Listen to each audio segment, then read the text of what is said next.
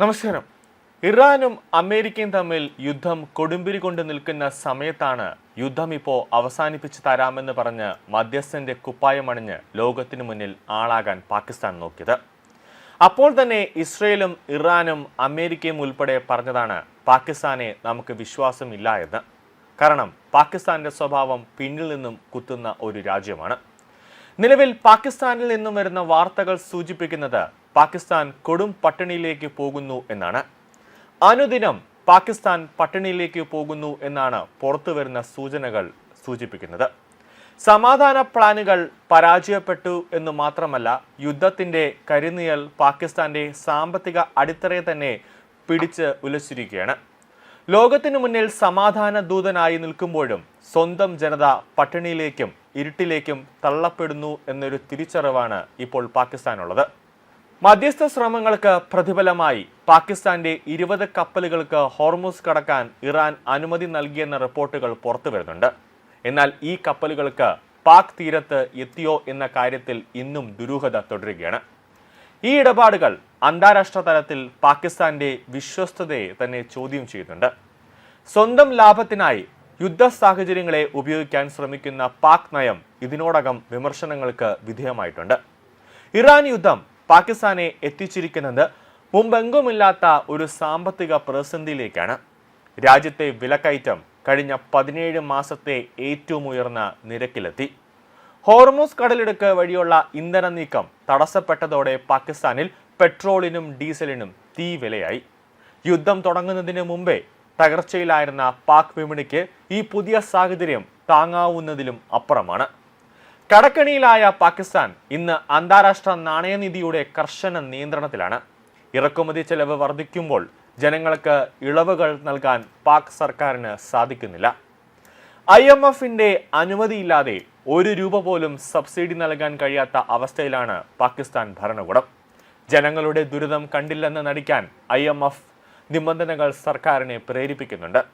ഇന്ധന വില വർധനവിന് പിന്നാലെ പാചകവാതക വില 23%, വൈദ്യുതി നിരക്ക് 14%മാണ് പാകിസ്ഥാൻ വർദ്ധിപ്പിച്ചത്.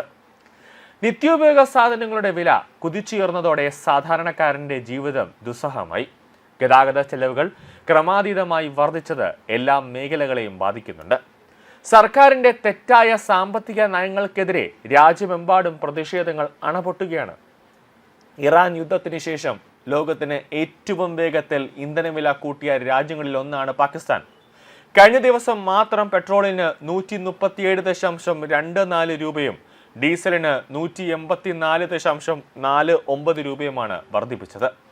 ഇതോടെ 1 ലിറ്റർ പെട്രോളിന് 458.4 പാക് രൂപയും ഡീസലിന് 520.35 പാക് രൂപയുമായി. ഒരു രാജ്യത്തിന് ഇത്രത്തോളം വില വർധനവ് താങ്ങാവില്ല എന്നാണ് സാമ്പത്തിക വിദഗ്ധർ തന്നെ മുന്നറിയിപ്പ് നൽകുന്നത്. ആ രാജ്യം പതുക്കെ പതുക്കെ തകർന്ന് തരിപ്പണമാകുമെന്ന് സാമ്പത്തിക വിദഗ്ധർ മുന്നറിയിപ്പ് നൽകിയിരിക്കുകയാണ്. ജനരോക്ഷം അണപൊട്ടിയിരിക്കുകയാണ്. ജനരോക്ഷം തണുപ്പിക്കാനായി ചില സബ്സിഡികൾ സർക്കാർ പ്രഖ്യാപിച്ചിട്ടുണ്ട്. ഇരുചക്ര വാഹനങ്ങൾക്ക് ലിറ്ററിന് 100 രൂപ കുറയ്ക്കുമെന്നാണ് പ്രഖ്യാപനം. എന്നാൽ ഇതിന് പ്രതിമാസം 20 ലിറ്റർ എന്ന പരിധിയുണ്ട്. IMFന്റെ കർശനമായ കണ്ണുകൾക്ക് മുന്നിൽ ഇത്തരം സബ്സിഡികൾ നടപ്പിലാക്കാൻ സർക്കാരിന് കഴിയുമോ എന്ന കാര്യത്തിൽ വലിയ സംശയമുണ്ട്. പലപ്പോഴും ഇത്തരം പ്രഖ്യാപനങ്ങൾ വെറും കടലാസിൽ ഒതുങ്ങുകയാണ് പതിവ്. ചെറുകിട കർഷകർക്ക് 1 ഏക്കറിന് 1500 രൂപ വീതം നൽകുമെന്ന വാഗ്ദാനം പാകിസ്ഥാന്റെ കാർഷിക മേഖല നേരിടുന്ന തകർച്ചയ്ക്ക് ഒരു പരിഹാരമാകില്ല.